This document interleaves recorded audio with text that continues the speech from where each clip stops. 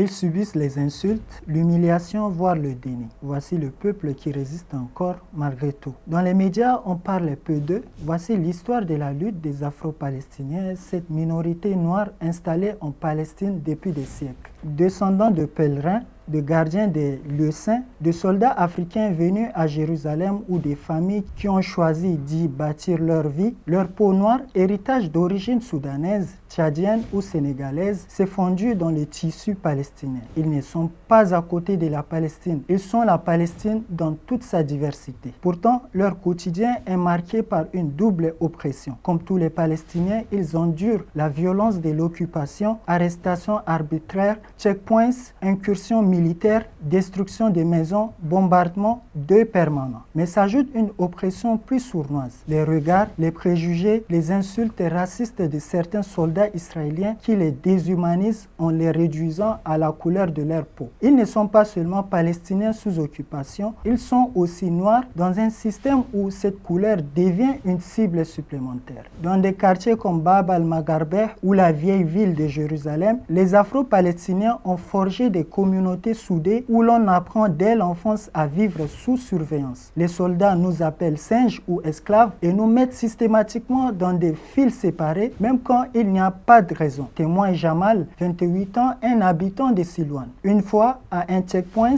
ils m'ont forcé à enlever mon hijab devant tout le monde en riant de ma peau de chamelle. C'était pour nous humilier, pour nous briser. Dans les prisons israéliennes, les humiliations raciales s'ajoutent aux violences ordinaires. J'ai passé 3 ans en détention administrative. Les gardes me disaient, vous les Noirs, vous venez d'Afrique, rentrez chez vous. Mais ma maison c'est Jérusalem, c'est la Palestine, raconte Aïcha, libérée en 2023 après l'intifada des couteaux. Ces récits partagés dans des cercles familiaux ou sur les réseaux sociaux rappellent que le racisme n'efface pas leur identité et pourtant ils tiennent par leurs traditions, leurs chants, leurs prières, leurs rassemblements communautaires, par les histoires transmises de génération en génération, celles des ancêtres africains protecteurs des lieux saints, des parents résistants pendant l'intifada, des jeunes qui affrontent aujourd'hui les soldats, caméra en main, pour que nul ne puisse dire on ne savait pas. Ils tiennent par la fierté, fierté d'être noirs, fierté d'être palestinien, fierté d'appartenir à une terre qui les voit souffrir, mais aussi se lever, se relever, encore et encore. Résister, c'est exister pour nous. Confie Omar,